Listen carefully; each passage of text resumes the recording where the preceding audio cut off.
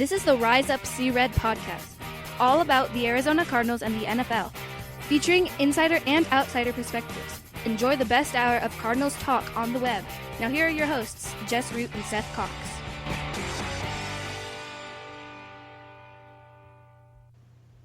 Welcome Arizona Cardinals fans. This is the Rise Up See Red podcast, the best hour of Cardinals talk on the web.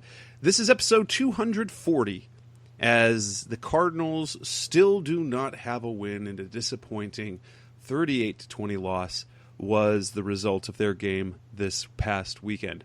I'm your host, Jess Root from CardsWire.com, the NFL Wire site from the USA Today family of sites. And my co-host with me, as always, is Seth Cox from RevengeOfTheBirds.com, the SB Nation Arizona Cardinals site. And Seth, recording on a Tuesday night, goodness, we thought the Cardinals were better than this, didn't we? Yeah, I think that was kind of what we were waiting to see, is like who this was, and maybe it was a good thing because it'll reestablish and readjust what our expectations should have been, and maybe it was a good reminder that this is a team that just picked first, and that they still need quite a bit of work overall. That is the case. In this show, what we're going to talk about, well, there's, in addition to the loss, there is some news. The Cardinals have already let go of receiver Michael Crabtree. Kind of an interesting turn of events as we've seen. We're going to talk about the move. We're going to react to it. Kind of talk about the trends that have been going on with the Cardinals and veteran wide receivers. Then we're going to go through the game. In fact, we're going to react. We're going to talk about what changed for us. We're going to go about the offense and the defense. Then we'll look ahead to Week 4 with the Seattle Seahawks coming to town. We'll kind of scout them and then talk about matchups that are going to matter and give our predictions for the weekend. So that's on tap for this episode of the Rise Up See Red podcast. Again, this is episode 240. That's a lot of episodes if you've been paying attention to us or listening to us since way back when in 2013, that first season with Bruce Arians. And, I said things like one time that I think we're seeing Michael Floyd becoming the best receiver on the Cardinals. Stuff like that, and we forget about that. But let's go ahead and start. Let's talk about Michael Crabtree. The Arizona Cardinals announced on Monday, just a little bit after Cliff Kingsbury addressed the media, and Michael Crabtree was released after 3 weeks on the team. He's with the team with a month, 3 weeks on the regular season roster, 2 games, about 30 snaps, and 4 catches for 22 yards. I was dumbfounded when I saw that. Like, what in the world and why? What was your initial reaction to the news on Monday? You look at it, it kind of made sense. Like, the reality is this is a team that needs to develop their players, and stymieing that development with a guy that's not going to be around next year, that's going to play 25, 30 snaps a game, it seemed like only. It probably wasn't the best way to spend $2.5 million, but it makes sense because, as you said, he was playing, I think he played, 19 snaps on Sunday? And he caught 2 passes. So why not give those snaps to Andy Isabella or maybe Trent Sherfield, maybe not Trent Sherfield after Sunday, I don't know, and see if they can, provide a spark that Crabtree did nothing wrong in terms of on the field. We heard, maybe he was a little aloof in the locker room, wasn't, being part of the trying to be part of what the team was. But in the same way, like, you just gotta go forward with what you have. You have to understand that this is maybe not a lost season, but it is a season where they need to develop talent and grow as a group. And instead of letting veterans kind of take those those positions and those snaps, you can get some reps into the rookies and younger guys. I mean, I'm not saying that it's that Michael Crabtree was bad and deserved to be cut, but I do think that his snaps, from where they're at, are better served to play with a rookie that maybe can help this team in the long term.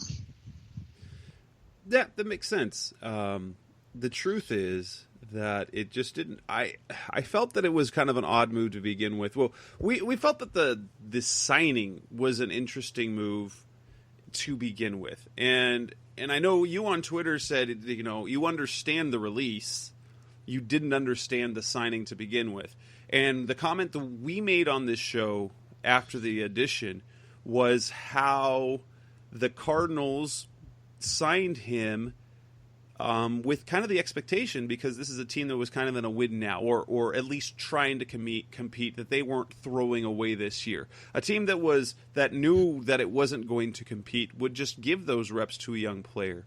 Or here's my thing. I think they expected him to be better. After his production really, really tailed off once Lamar Jackson took over as quarterback for the Ravens. A lot of people pointed to his role in the offense as why his production dipped, or the change in the offensive scheme.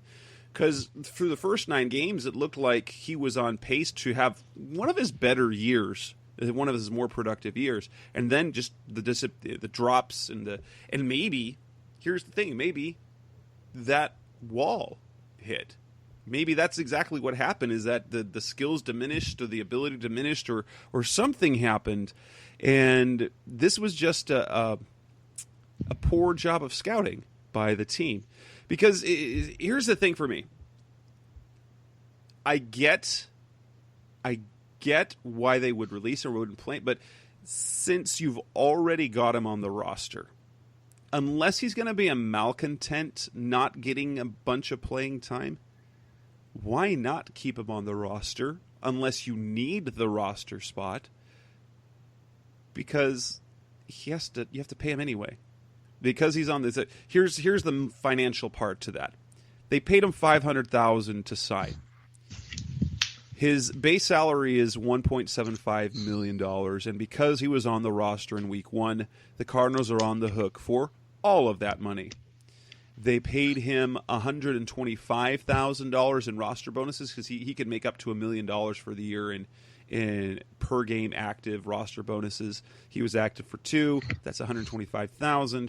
So in all, they will pay him this year $2.375 million, and he caught 4 passes. It's, you know, they wanted him on the roster kind of as a veteran presence, a mentor. They should have known about the personality, because Larry Fitzgerald himself said that he's not super outgoing. He's not antisocial, but he doesn't go out and vocally coach guys. He's there. He'll answer questions. Fitz said that a week or 2 ago, and they obviously, he wasn't ahead of the younger players, and that's fine. That's fine. If Damiere Byrd is going to get snaps over you, or Keyshawn Johnson is doing a better job, by all means play him. If Crabtree's not unhappy, you probably are going to need him at some point this year. Wouldn't you say? Yeah, and that's kind of what it boils down to, is that they just,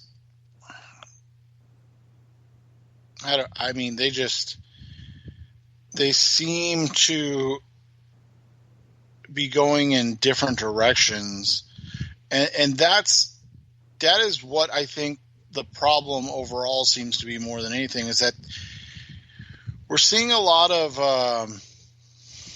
what's the word I'm looking for? We're seeing a lot of kind of a disconnect between maybe the roster building and the roster playing type things. And so I'm not sure, like you said, why they cut him, other than if they know the Andy Lee injury is like a 2 or 3 week thing, and there's nobody else they feel like they can cut. But I mean, they've cut Darryl Daniels like 9 times already. So can they just do that again? But yeah, I mean, that might be why. It doesn't make sense because, as you said, this is a guy that they knew what they were getting. He's already paid. I mean, the money's already there. And then on top of that, if he's, like you said, if he's not being an issue in the locker room, and he is kind of a loner and an aloof guy that is going to be on his own. If you know that, then why punish him for not being part of the family or part of the group, right? Especially when he wasn't with the team all off season. Right. So it was odd to start. Now it's more odd to end, and none of it really makes sense. And in the end, they just are light $2.5 million as usual. Yeah. Well, and here's the thing. This is a trend when it comes to the Cardinals and veteran receivers. They've thrown away over $3 million in the last year and a half for guys that end up doing nothing for them.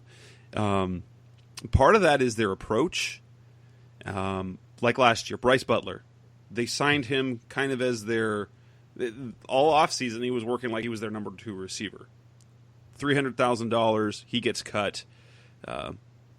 Their mistake to begin with was signing him thinking he would be, or counting on him. Like we on this show, it was well documented. We have no problem with Bryce Butler, the player, the person. However, to count on Bryce Butler to be more than a guy that gives you, like we talked about, he hadn't had more than 35 catches or 400 yards receiving since high school.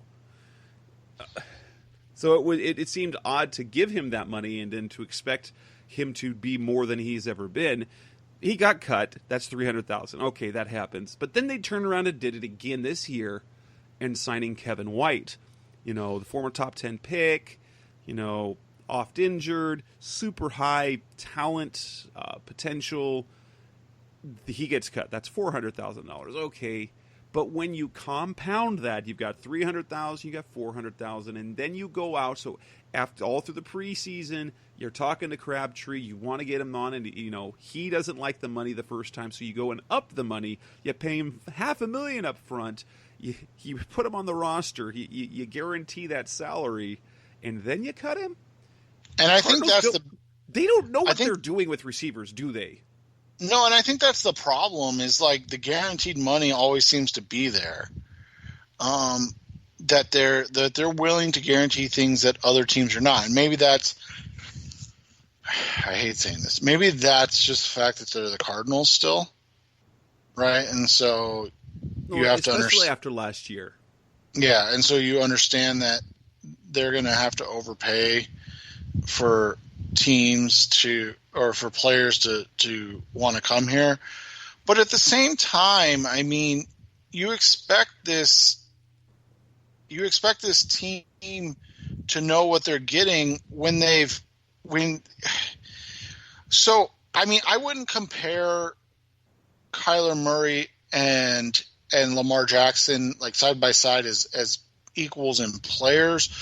However, there is a similar offensive style in terms of the passing game, and what they're asking receivers to do. Again, it's maybe not the same system, but there's similarities that, you know, are obviously there. And so as you kind of highlighted, he failed in the Ravens system, being asked to do a little more short stuff, quick stuff, and then, you know, the long stuff as well.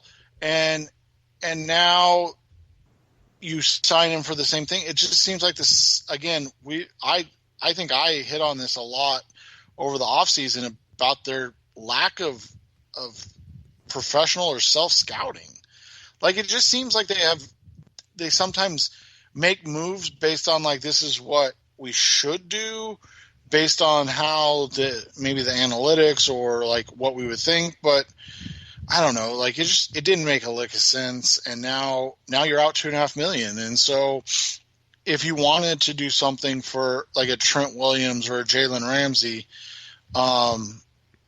it's impossible because, I mean, you can revamp another contract, right? But it's impossible now because that's $2.5 million that they've lost. And in it before, I actually had this question on Twitter. So why didn't they trade him? Why in the world would they trade for him? Let's be honest. Sure, it would have been nice to have traded him for a 6th round pick or a 7th round pick in 2 years, if anything. But let's not forget, this was a guy who was unsigned a week before the preseason was done. And likely unsigned mainly because of his price. He had some looks. So now he's under contract. So why would another team who already didn't want him before trade for him and that contract and give anything up? Well, and the Cardinals had already kind of, gauged his price and decided not to pay it. So when you look at it, then they decided to pay it. Like, that doesn't make a lick of sense, right? Oh, it doesn't. But so here we are again. The Cardinals now are going to be relying on a very young receiving core. That's just how it's going to be. And, early returns it's okay. They got Larry Fitzgerald, you got Christian Kirk, and then Larry Fitzgerald obviously with all the experience. Damiere Byrd is your next most experienced guy in terms of years in the league. Number one wide receiver, Damiere Byrd. Let's not forget that. That's right, number one in snaps. Especially the guy. Now, he continues. It continues to be a revelation just how the Cardinals view Byrd, because he was a guy. He was when he was added to the roster. It was one of those. Oh, they just added a guy to the roster. Like no one. Like I don't think there was a single person in the media, myself included, who thought that was going to be anything other than they just added a young guy. Okay, he's a young guy. He'll get cut during camp. But then he was getting first-team reps all through the offseason. He was getting first-team reps in training camp and the preseason, even though we're like, well, it didn't look like there was a place for him on the roster yet. Obviously there is. He is a critical part of this offense because of his speed. He's apparently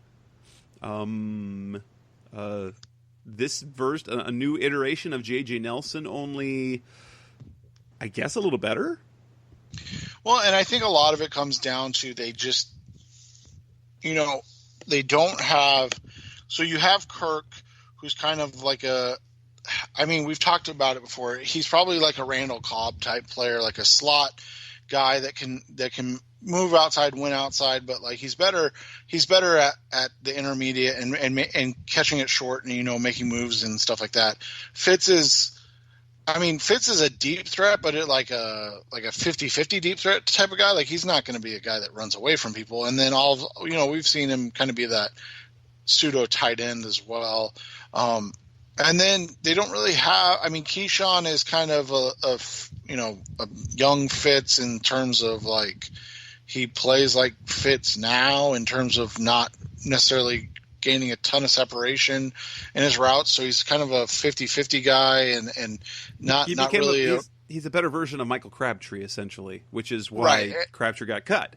But they signed him in the first place because they didn't want to have to count on Keyshawn. Right, and they didn't. And so the two guys they drafted that were kind of the downfield threats, apparently they're not happy with how Andy Isabella catches the ball because he's a body catcher. And then, although that was like 100% on film the entire time, I don't know why that's a surprise to anybody in the front office. And then obviously Hakeem Butler got hurt, but he was playing kind of like that 4-5 receiver. So like Byrd has basically become your like de facto third receiver because of the speed and the ability to like win in one-on-ones. So go back to, and by the way, this is going to get nerdy, so just kind of indulge me for a second.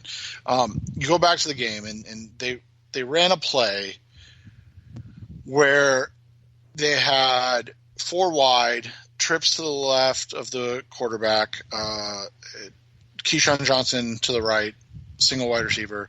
Then they motioned out David Johnson into that trips package. So they had quads kind of stacked in the diamond formation to the left, and then Keyshawn Johnson to the right.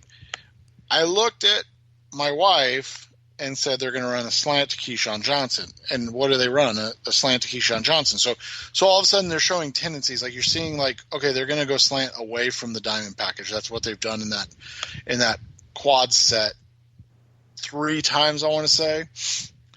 And then they come back to it later, go to the opposite side, same thing, but they have Damiere Byrd there, and he makes the catch. And so I think that's kind of what the difference is right there. You have a guy in Keyshawn who's not going to win. I mean, he's just not going to win that quick battle where Damiere is. And so that's where we're at, and why we're seeing so much Damiere Byrd, and why he's kind of emerged as that, like I said, that wide receiver 3, because he is kind of the only guy.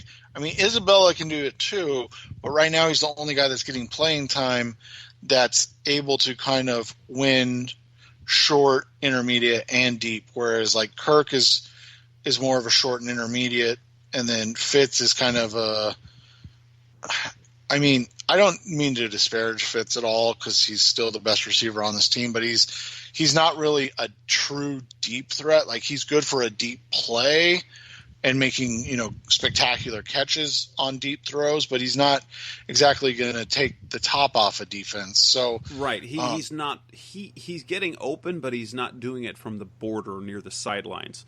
It's right near the seam.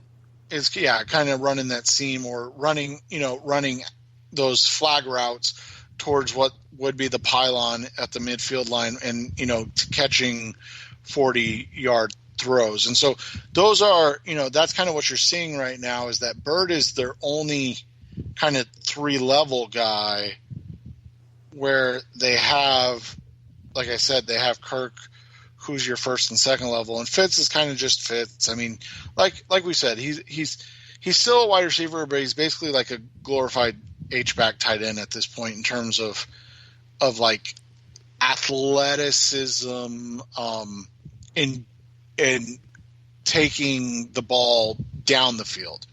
He's still nuanced and able to get open, and the best route runner on the team. But when it comes to like that breakaway speed, or go back to the Super Bowl where he's going to run away from people, that's not going to happen anymore. He's a guy that's going to catch the ball and basically be down where he catches the ball. I mean, even the touchdown was he had to run through some people, because he's not. I mean, he's 36. That's what happens when you get older. You just slow down. Coming up next on the Rise Up See Red podcast, we're going to move on from the talk of the receivers and Michael Crabtree. We're going to talk about the game. What was our overall reaction to the loss, and did expectations change a little bit? That's coming up next on Rise Up See Red. We're back on the Rise Up See Red podcast, the best hour of Cardinals talk on the web. And the Cardinals lost 38-20. The first 2 weeks of the season had positivity. The comeback and tie in week 1, the competitive loss in week 2, it felt like everything was on track in terms of progress, that they would come home and get a win. They didn't. And they did some things better, but then in the end, things fell apart. Did anything change for you in terms of how you view this team, and what was your overall reaction? Just overall, without going into too many specifics, what's your overall reaction to it? I think you just look at it, and they showed that they're just not ready to compete yet. They still have far too many flaws on both sides of the ball, and that is unfortunate. But I told you off the air, I think it was a good thing to remember or remind us that this was the worst team in the NFL, a historically bad team offensively, and they're still trying to get better as opposed to, oh, they're better. So I think that was kind of the biggest thing for me. For me, it was like a punch in the gut, because, I knew it going into this year. I didn't know what to expect, but in week 1, coming away with the tie, that felt good. It felt good. Well, now you look at it, and getting the Lions killed. are good. Yeah, and they are. That's the thing. So those games against Detroit and Baltimore look solid. Their performances look solid. The loss and not getting jack stomped by the Ravens, and you came back okay. That's a road game. It's a 10:00 start against a team that just jack stomped another team. All right. The next step was, okay, they should, now with Cam Newton out, they should, against a struggling Panthers team, be able to come home and get a win. And, we felt that there was the potential of picking 2-3 wins to start the season, and just felt like a punch to the gut, especially because they started well. Offensively, they played well early. They put up points. They got over that slow start thing, but then things fell apart. They couldn't stop the running game. They couldn't stop Kyle Allen. Defensively, things were bad. And so it forces me to resettle and think, because there was optimism. And you're going to catch me. I'm going to fall for the good things every single time. I've been a Cardinals fan for a long time. I'm super optimistic and I'm going to fall for it. And I fell for it. But now I'm like, oh, well, if they lose to the Panthers, when are they going to get that first win? Because the Bengals are bad. Like Seattle, they haven't beat Seattle at home since Russell Wilson was making his NFL debut. Then you got the Bengals. The Bengals are bad, but they're on the road. Then you're looking at potentially when are they going to get that first win? And are they going to look better than last year's team and be potentially worse in terms of record? That's in my mind. I think there will be progress. The first 2 weeks aren't a fluke, but I think the building blocks, it was happening too easy, and it's disappointing, but yeah, I need to step back and go, all right, let's be reasonable. 3-1-1, it was never going to happen, even though I wanted it to happen. Yeah, and again, I just think it comes down to, this is a team that just lacks high-end talent. I mean, when you look at the offense, who would you say is their best player? Oh, geez. Would you say it might be Kyler Murray? It might be Kyler Murray. That's what I was going to say. Is it Kyler or is it maybe Fitz? And if the answer is either of those, that's bad. I mean, is there any other way to describe it? No offense to Kyler, I think he's going to be a magnificent quarterback in this league. But dude started 3 games in the NFL, and you're saying, yeah, he's probably the best player on the offense. That shouldn't happen. Baker Mayfield's not the best player on his offense. Lamar Jackson, maybe he is now. I mean, that's the thing. Everybody wants the next Patrick Mahomes, but you look at that offense, they're loaded for bear. I mean, they have maybe the best tight end in the NFL. They have maybe the deepest wide receiver corp in the NFL.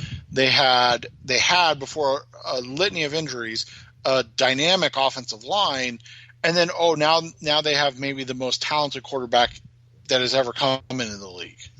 Okay, whoa. And he sat a year.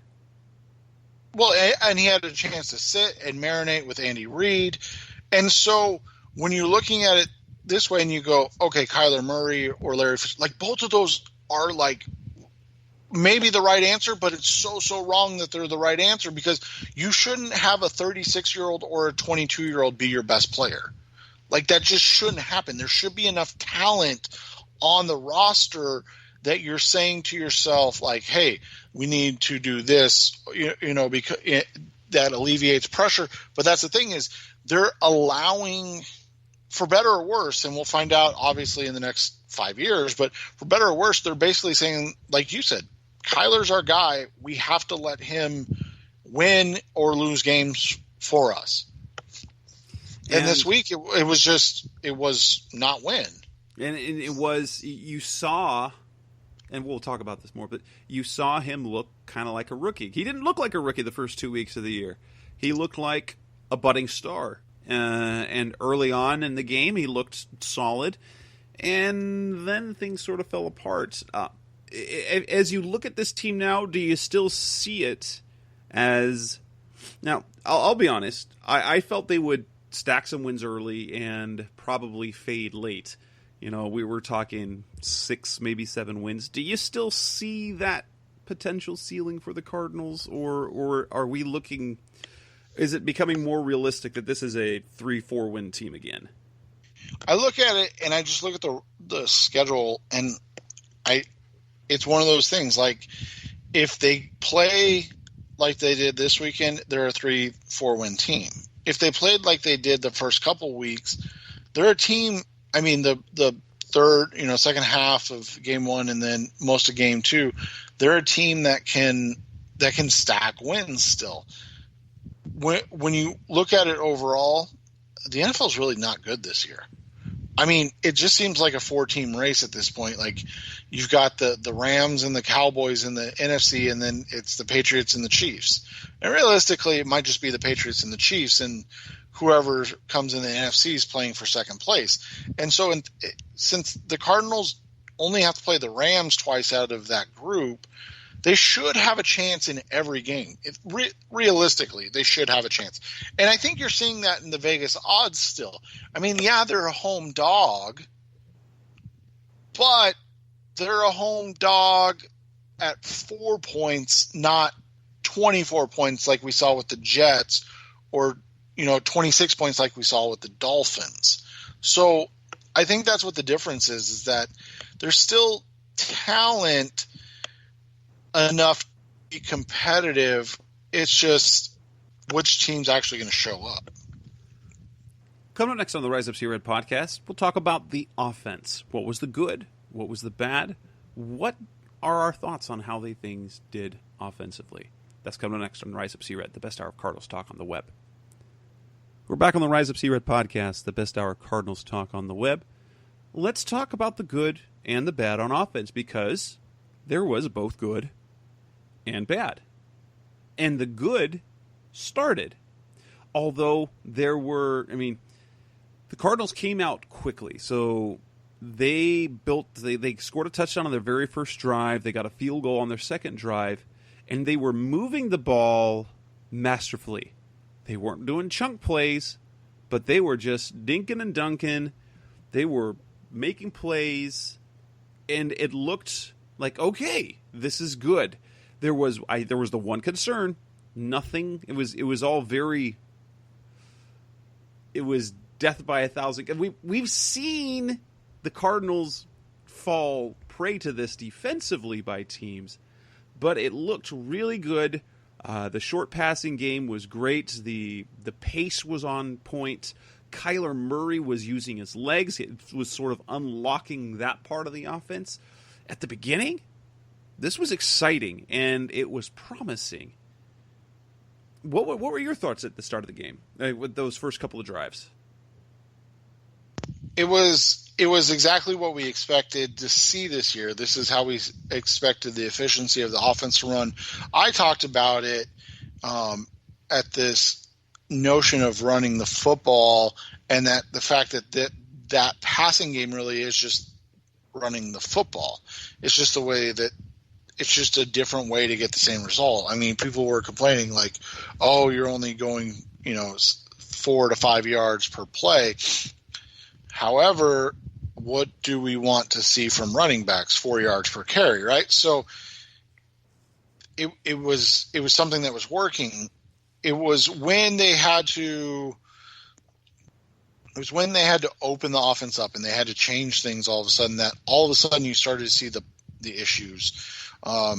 They had the unfortunate drop pass.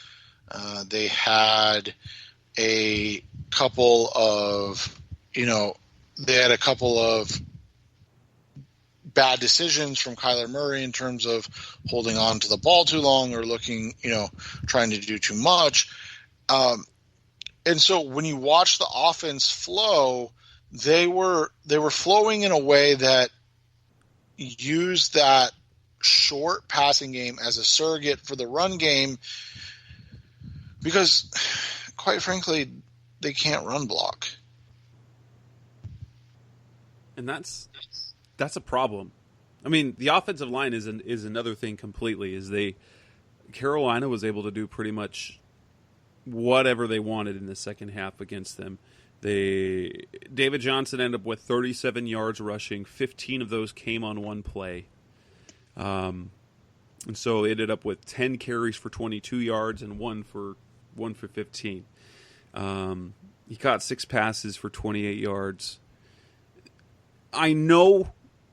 So this air raid, what do we want to call Cliff Kingsbury's offense? Air raid, whatever. It's going to be pass heavy. It always was going to be pass heavy. And he talks about balance. But here's the thing. This is the way balance will come with running the ball. They'll have to, because otherwise it goes sideways and you have to pass. This is kind of how the formula goes. So expect this. The Cardinals will run the ball some early. They will continue to run the ball a little bit. They'll continue to add to the running game if they score points and if the game is close. If they're a little bit behind, the running game will kind of disappear. But if they build a lead in the second half, that's when the running game comes back, and that's where that balance is coming. That's the truth about the NFL now. You don't have ground and pound teams unless you're the Seattle Seahawks or the Baltimore Ravens. The running game with the running back is a way to ease the passing game, just to keep the defenders honest. And then points are made. Games are won or lost with the passing game, but you finish off those games with the running game. And that's what we're not seeing. And I think that's going to tie into the defense more than anything else. If the defense had been able to do anything, we would have seen more running. Now, in the end, they ran from over 100 yards, but 69 of those came from Kyler Murray. And that's okay. There's no problem with that. But when you're talking about the running game, you want it to be more designed running calls with your running back or fly sweeps, jet sweeps, that type of trick plays, and not scrambles. If they're designed runs, that's one thing, but if their quarterback scrambles, that's a different story. And that's kind of what they got into, is that they were never able to settle into a total offensive rhythm where the whole playbook was open. Yeah, and that was the thing. When you open up the playbook, you saw a couple of the plays, and so here's the thing. When you go into kind of the nerdy stuff of what the Panthers were doing, they were sitting in a deeper zone coverage. And what happens with that is that you either beat it by, as just described it, death by 1,000 cuts, or you have to have deep routes that open up by having them jump those underneath routes. So the Cardinals had kind of positioned themselves for those deep shots, and then they opened up that offense to do so. And when they did, the two deep shots that they had, and there were others, I mean, don't get me wrong, but the two deep shots that they took were drops. And so now all of a sudden you've got, let's just call it, for the sake of fairness, 6 points taken off the board. So we'll just take 2 field goals. That makes things pretty difficult to overcome because this team isn't talented enough to overcome them. And so instead of, going into the half down, what were they down 14-10? So instead of going into the half down 14-13 because they were able to kick a field goal, they're down 14-10. Instead of a Trent Sherfield catch, and we'll just say he falls down, and then a field goal, and I think that would have made it – they got a field goal anyways, didn't they? But, you're talking about points off the board for a team that can afford it, but you're also talking about then if they hit those passes, that changes the complexity of how the defense has to work again. Because now all of a sudden they have to worry about the deep route. So maybe you get some man coverage. Maybe you're seeing different things. All of a sudden in the second half, late in the third quarter, they got down by 8 after that Christian McCaffrey run. And all of a sudden Carolina knew, okay, they have to go quicker now. They have to find a way to score quickly. So they can't do the dink and dunk. So what they were doing was they were playing a coverage where they would bail on the shallow routes and jump the deep routes. Something that we kind of saw on the second interception. The first interception was just a bad decision by Kyler Murray, but on the second interception. And so that, kind of changed the way the game worked. All of a sudden now you're needing those deep shots and they know it. And so they're pinning their ears back, but they're also sitting in that deep zone, sitting in that zone, knowing that they're going to bail as soon as the ball's in the air because they know the ball's going to get pushed down the field because they can't afford to take, I think their 2 touchdown drives were like a combined 16 minutes. So they were hurrying, but it wasn't fast paced, if that makes sense. And so I think that's just kind of how it all worked out, is that they needed to get deep and they couldn't. And then when they needed to again, Carolina was like licking their chops, like, we're gonna pin our ears back. We know this offensive line's bad, and we're gonna bait a rookie quarterback. And they just, they did it so well. And they did. And then things fell apart. Kyler Murray, who was making good decisions with the football and was making good decisions running, suddenly was trying to extend plays. His decision making degraded throughout the game. He was trying to make plays. The first interception, it actually looked like it could have been okay if Fitz had turned around earlier. I think he makes that catch. The second interception, Kyler forced it in there. Gambled a bit. Jackson made a play. But he started running around. He was trying to make things happen. There was a couple of times, it drives me mad when he does this, because he's done it a couple of times, when he starts to get near the sidelines and he runs out of bounds for a 2-yard loss, which counts as a sack instead of just throwing the ball away. But then he was waiting, and instead of, a lot of young quarterbacks who are mobile will bail and start running. Russell Wilson did it, Colin Kaepernick did it.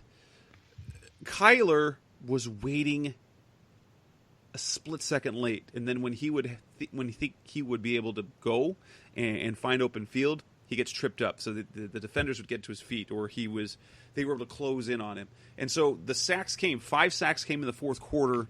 You could tell he was getting frustrated. He's used to making plays. It was difficult for him, and he didn't react well. It's a learning experience. The offensive, but there was really no good, like the second half. After those first 2 drives, everything fell apart. The offensive line played poorly. They didn't run the ball. the receivers weren't winning, Kyler was making poor decisions, and the offensive line wasn't protecting him.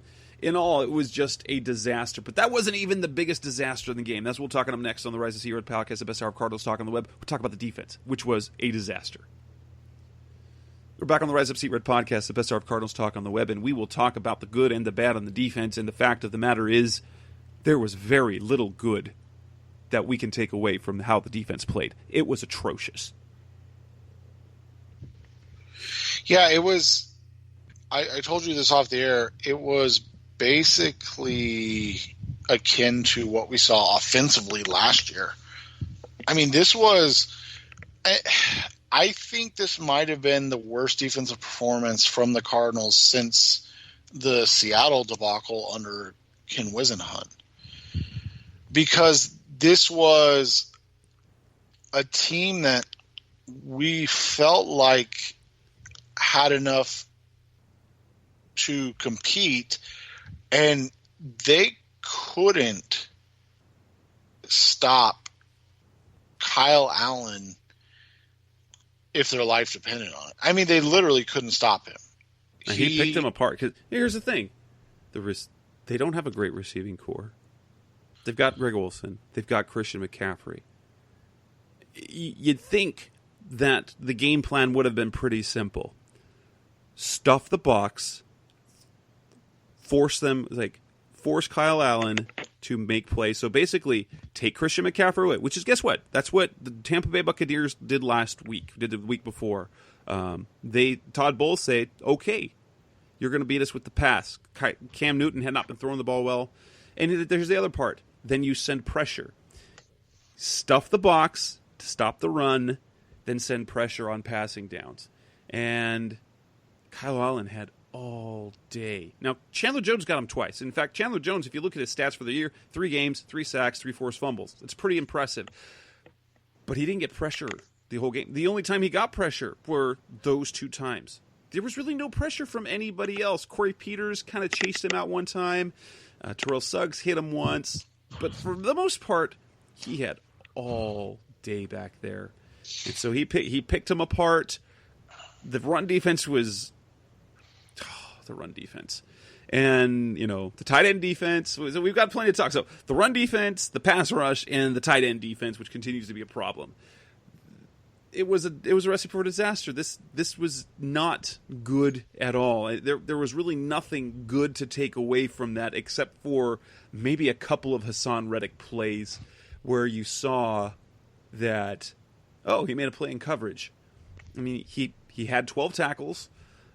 He broke up a 3rd down pass that was intended for Christian McCaffrey, and so you're like, okay, this is kind of the beginning. But there was nothing else good. No, and it was just one of those things where they continued to struggle to get any type of push up front. They struggled to get any type of consistent. I mean, when you look at what the Panthers did offensively, they went 44 yards and a fumble, 60 yards and a touchdown. They punted only one time in the first half. They had 4 possessions. 3 of them ended in the Arizona Cardinals territory, 2 of them with touchdowns. And then the deciding factor of the game was simply the third quarter. The Cardinals come out and score. They go back up 17-14. And immediately the Panthers go on a 7-play, 75-yard drive for a touchdown. The Cardinals respond, and this is kind of where the turning point of the game was. The Cardinals respond with a field goal that, again, should have probably been a touchdown if Trent Sherfield, keeps running, or just catches the ball. But either way, and then the very next possession, the Panthers just broke one to the house. And that is that type of back-breaking thing where it puts in your quarterback's head, I have to score every time I get the ball or we're going to lose. And now all of a sudden you start to press because, I mean, you look at it, you scored 20 points. I mean, the Cardinals scored 20 points with 7. There was, 2 minutes and 47 seconds left in the third quarter. And so it was 20 to 17. And before the fourth quarter started,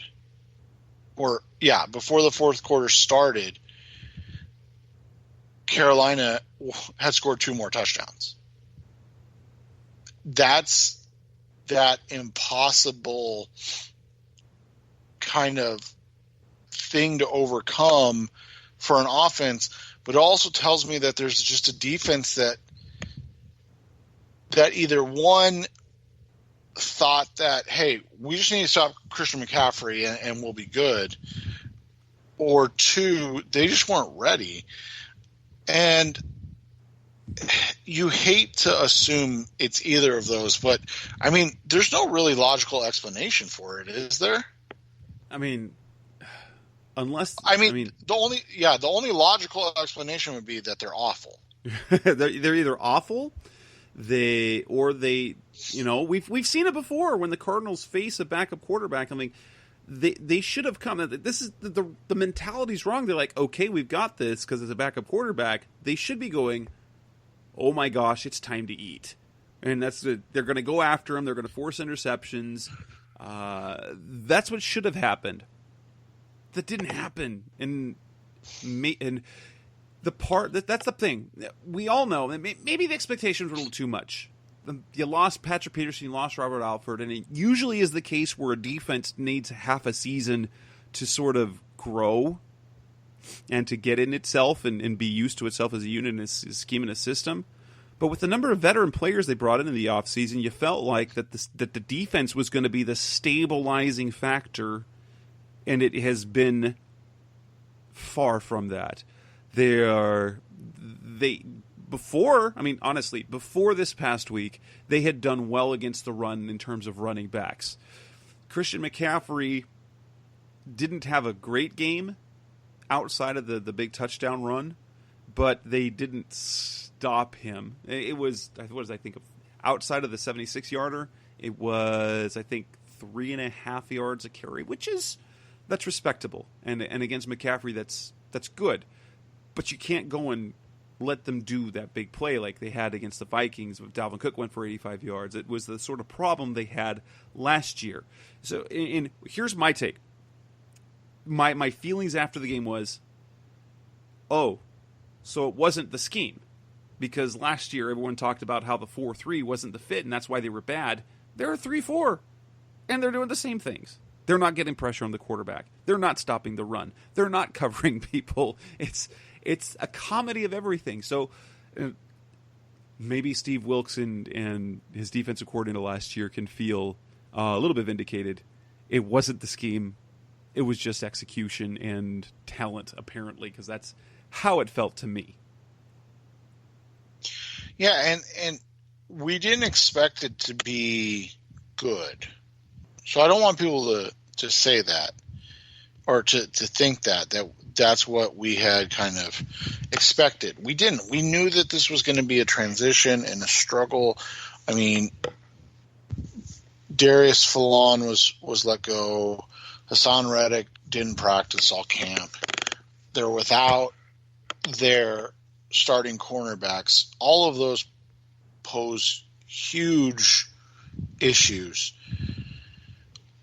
But at the same time, we expected guys like Jordan Hicks and Budda Baker and DJ Swearinger to be impact players, if not near elite level players. And whether you agree with like Pro Football Focus rankings or grades or things like that, none of them outside of Hicks have even been like average. So they're struggling because they're they're kind of, thin up front, which we were concerned about coming into this year. But then the guys that they have either invested in or paid heavily are just not performing nearly to the level of expectation. And so you're kind of seeing the result of that. We knew from the jump that the cornerback position was going to be an issue. There was never a question about that. But if that is an issue, you should be strong in other places. And while you're right, you take out the McCaffrey long run, and they did a nice job against him. At the same time, it comes down to the fact that they're not doing a good enough job, or they're not getting enough from the players that we expected the most from in this first 6 weeks while Patrick Peterson was suspended. It's true. And the tight ends. Tight ends. They continue to be a problem. Now, perhaps, and this is something I've thought might be the issue, because you're having to compensate for the border receiver coverage, that is leaving them more vulnerable with the tight ends over the middle. The fact of the matter is, every single time that there's a tight end out there, it's not even contested. That's the problem. So it's not like there's contested plays. They're almost wide open every single time, or a step or two ahead of their defender. Greg Olsen scored 2 touchdowns. That's up to 5 tight end touchdowns in 3 games. Greg Olsen didn't go for 100 yards, but it looked like he was gonna. And is there any real solution to that? Because based on what we've seen, is there really anything else that they might be able to do? Because asking guys to cover tight ends one-on-one isn't working clearly. No, and it's not. And the other thing is this.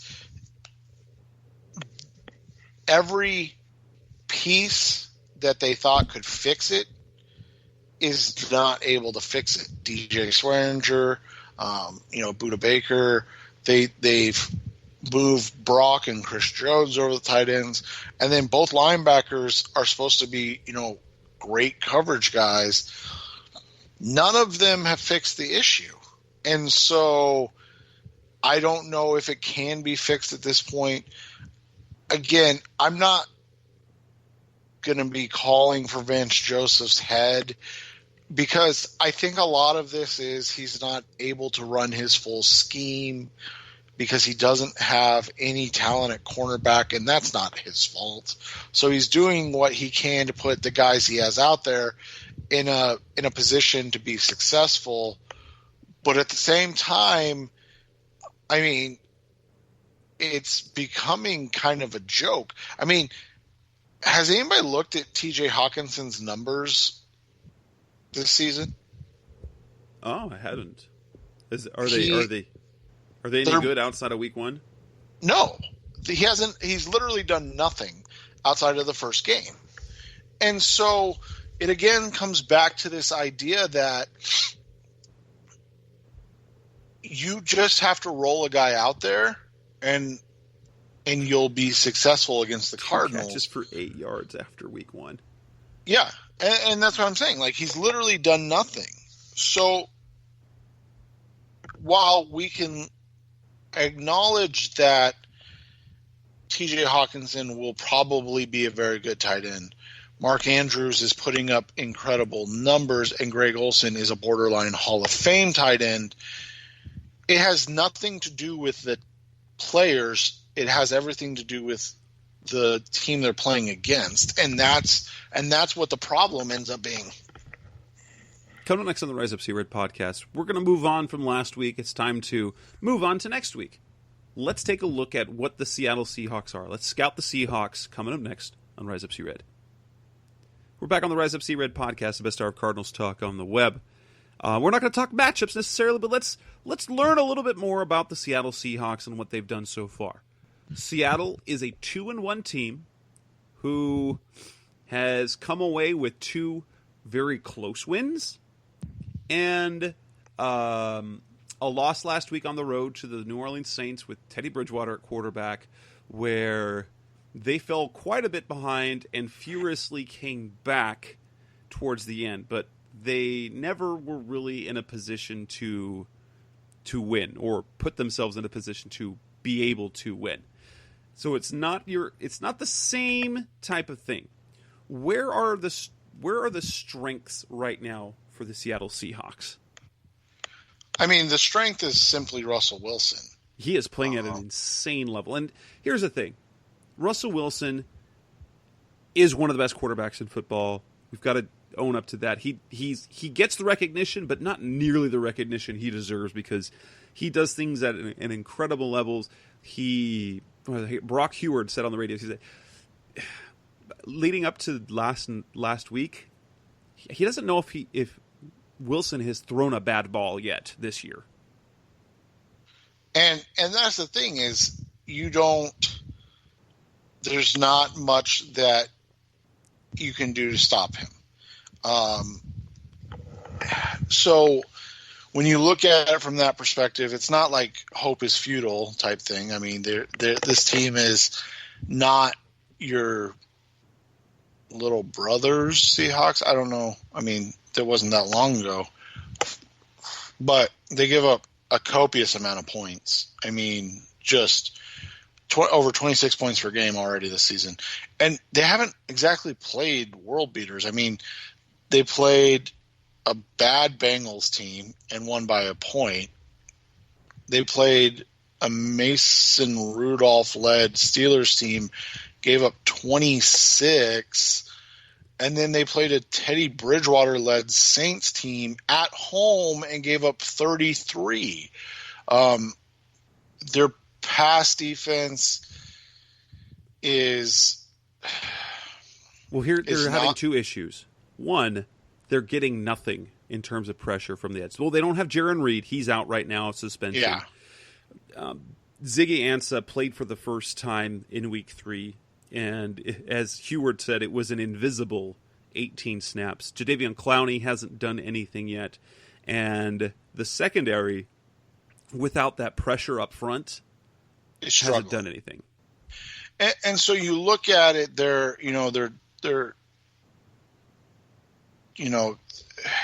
middle of the pack to like low 20s in most things, but they stop the run really well still. Still 2 of the best linebackers in football. Yeah, and so that's kind of the thing is like when you look at this team, they're now a passing team. Which is crazy to see, and a team that can't stop the pass, which is crazy to say.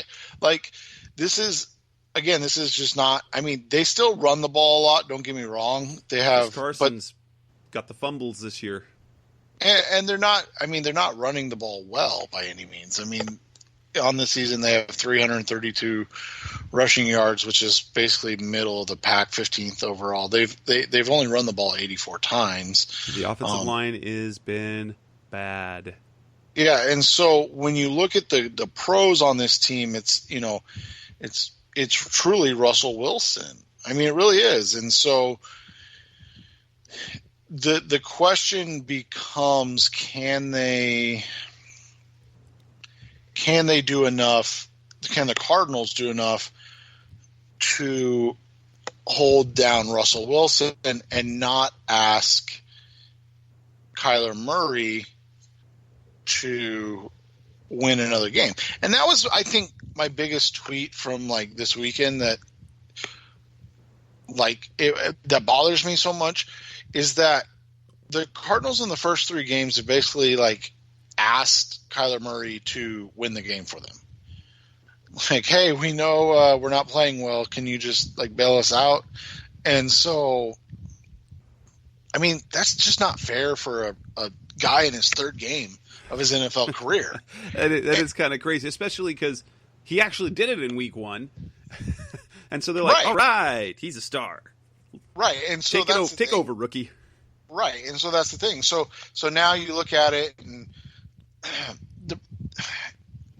one of my writers wrote it, and it's so true.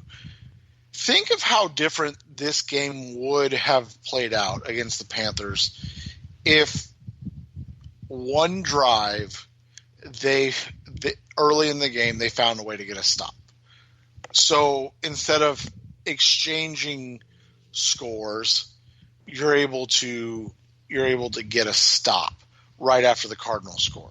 Because that's the thing, the Cardinals didn't open the game with the ball. They got a stop on defense, and then their offense went right down and scored. So it wasn't like it was a bad situation. They did exactly what you asked them to do. Their defense got a fumble, their offense went down and scored, lickety-split. Then it was just downhill from here and there, and it became the hey, if you don't score a touchdown every time you get the ball, you're going to fall behind because the defense is going to give up a touchdown. And so when you look at the Seahawks, they've proven this week against New Orleans, you can get out in front of them early, and then you know that they're going to come back because Russell Wilson is maybe the best fourth quarter quarterback of all time. Maybe that's hyperbole, but he's one of the best. His numbers are just insane. And so I think when you look at it, you have to assume that this team is going to play well. What you need, though, is you need to get out far enough in front that you're not asking your rookie quarterback, hey, I need you to go toe-to-toe with one of, the 5 best quarterbacks in the NFL? Is that – that's kind of what it boils down to when you look at it for the Seahawks. Just find a way to stop the Russell Wilson attack early because at some point it's going to break out. It did against Seattle. Or against New Orleans. New Orleans was absolutely crushing Seattle at home, and Seattle made a game of it. And that's what the Cardinals kind of have to do if they want to win this week. And the one other thing that you want to look at is personnel-wise. In Tyler Lockett is going to have a huge year. DK Metcalf, Russell Wilson is doing his darndest to make him into a star. And then Will Dissly, who he's the tight end. That's what we're going to watch for. And so they do have some strength in their passing game. Chris Carson, we know how good he is. He's just had the fumbles so far. Let's wrap this up and come back in one final segment and talk about some of the matchups we want to take a look at. Seth's already talked about some of the keys that he have. But coming next on Rise Up C-Red podcast, what are our predictions and what are the matchups that we're going to be looking for? That's coming next on Rise Up C-Red. We're back on the Rise Up C-Red podcast, the best hour of Cardinals talk on the web. We're at the point now. Where do the Cardinals match up favorably, and where do they not match up quite so favorably? We're going to look at, for one, the way the defensive front for Seattle is playing. This is a good time. Ziggy Ansah, not impactful yet. Jadeveon Clowney hasn't been impactful yet. And LJ Collier, their first-round draft pick, hasn't been active. So that's something to pay attention to, especially about how bad the offensive line is played. I have my eyes on obviously, all eyes are on Will Dissly because he's the tight end, and the tight ends score and pile up the yards.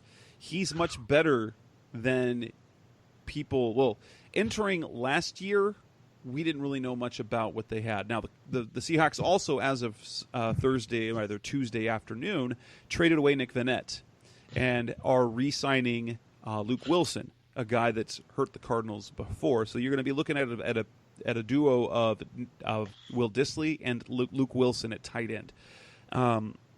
Is there any hope for the Cardinals to not give up big yards to one of those two? No, Will Dissly should probably have a big game. And not just because it's against the Cardinals. I mean, it is just because it's against the Cardinals. But when you look at Dissly's play the last 5 games, he has some insane numbers. It's like over 280 yards receiving. So in his last 2 games, he has 5 receptions, 50 yards, and 2 touchdowns, and 6 receptions, 62 yards, and a touchdown. It's a bad matchup for the Cardinals anyways. And then you just add to the fact that Dissly has been just a monster, not going against the Cardinals. I mean, he has 3 touchdowns already this season from the tight end position. That's really impressive. So I don't know if they're going to be able to stop Dissly. I think they're going to end up probably giving up a couple to him. And so, yeah, one of 3 tight ends to have 280-plus receiving yards and 5 touchdowns through their first 7 NFL games. So he's only played in 7 games, and he's got over 280 yards and 5 touchdowns. And then he's a good blocker, too. So he's a two-way tight end, and when you look at it, this is a team that has, obviously given up massive numbers against tight ends, and so they're going to have to try to stop a guy that's just putting up really big numbers anyways. I don't think there's any way to stop him. The other problem is this. Tyler Lockett broke out last week. He had a huge game against the Saints. I think he had over 150 yards receiving. And so this is a game where they really, really, really needed Patrick Peterson. And they're going to be asking a lot out of Byron Murphy and Tremaine Brock, especially with the physicality of DK Metcalf will come into play as well. Yeah, I mean, you look at it, Lockett had 44 in week 1, 79 in week 2, and then he had 154 yards and a touchdown in week 3. You kind of brought up Metcalf. Their passing game is not – it's multiple because of Metcalf. He only has 9 catches. Only 9. So he's number 4. Yeah, number 4. I mean, he's – CJ Prosise has 8 catches, and he plays like 12% of the snaps. Metcalf has only 9 catches. He's second on the team in receiving yards by a ton. He has 217 yards receiving. So he's averaging over 24 yards per catch. He doesn't catch a lot of them. I mean, but when he does catch them, they're gonna go a long way. So that's the problem. Is this team has kind of their do-it-all guy in Tyler Lockett. They have their big play guy in DK Metcalf, and then they have Dissly, who's been just kind of a really solid tight end. And here's the thing: when they throw it to Will Dissly, he's going to catch it. He's only has 14 targets on the season. He has 12 catches. So he catches the ball when it's thrown to him. Russell Wilson is playing at an insane clip right now. He has he's completing over 71% of his passes. He already has over 900 yards passing in only 3 games. He has 7 touchdowns.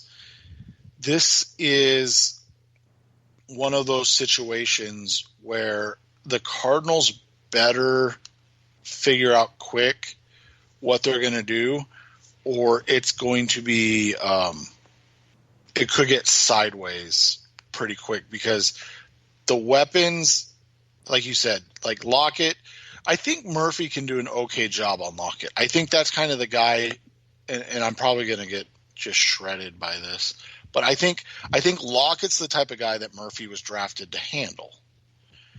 I don't know if they can stop DK Metcalf and Will Dissly. And when I talk about Lockett, like getting, being contained, I'm talking like 60 yards on 6 catches. Right. Right. Not 154 yards on 11 catches. So, well, yeah. That's we're not talking erase. We're talking about contained, right? And that's the thing, is if they can contain him, they might have a chance, because as you alluded to, I mean, Chris Carson's really struggling this year. Has 159 yards rushing on the season. Rashad Penny's hurt. Like I said, CJ Prosise, I mean, he's out there. When he's out there, they're going to throw him the ball. He has 6 carries on the season, so I mean, he hasn't done anything. Maybe he gets some more touches now that Penny's out. But this is one of those games where the matchups would, on paper, look like they would have a positive impact on the Cardinals, but then you kind of go, ugh, it's Russell Wilson. Right. So your predictions. I initially thought that this is a game they're probably going to win. I see this going down to the wire, high scoring, but the way they lost last week, and just here's the simple fact: the Cardinals have not beaten Seattle at home since Russell Wilson's debut in Week 1 of 2012, when John Skelton started at quarterback and Kevin Cobb orchestrated a comeback drive. That's the last time they won that they beat the Seahawks in Arizona. Of course, we remember the 2016 tie, but I have the Cardinals falling to 0-3-1. Unfortunately, this will be a competitive game, 27-24. Yeah, I think it'll be something like 30-24. The Seahawks win this game. I hope their defense, the Cardinals that is, finds a way to figure things out and get better, because they just, if they don't, it's going to get sideways, and you could see a big game from Seattle. And that's not what we want. No, the defense has to come up with a couple of stops early, allow give the offensive lead for more than one drive. That's got to be critical, and don't leave the Seahawks in a position where Russell Wilson can win them the game quite easily, because he plays great in the fourth quarter. He will bring them back, and it's really kind of ridiculous. But wouldn't it be fun to see fourth quarter Russ and fourth quarter Kyler duking it out there at the end of the game, have it look like Drew Brees and Deshaun Watson in the first weekend? Woo! That would be, that would be great. I would just prefer the Cardinals just find a way to get out in front and win. That would be fantastic. Well, with that, we'll wrap up this edition of the Rise Up Sea Red podcast. We'll be back in a week. You'll be able to talk about what happened against Seattle, and what is the outlook looking forward as they will travel on the road to play the Cincinnati Bengals. On behalf of this edition of the Rise Up Sea Red podcast, that's Seth Cox. I'm Jess Root. Thanks for listening. We'll be back again in a week. Thanks for listening to the latest edition of the Rise Up Sea Red podcast. Listen to previous episodes and subscribe to the show on Apple Podcasts, Stitcher Radio, Audioboom, or many other podcast platforms, so shows are delivered directly to your mobile device. Please give the show a 5-star rating and always support the sponsors who support the show. We'll be back soon for the best hour of Cardinals talk on the web. Rise up, Red Sea, be Red Sea Red, and of course, Rise Up Sea Red.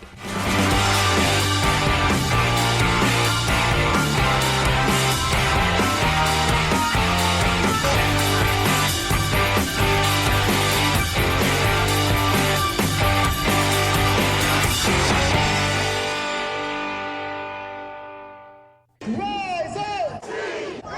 Rise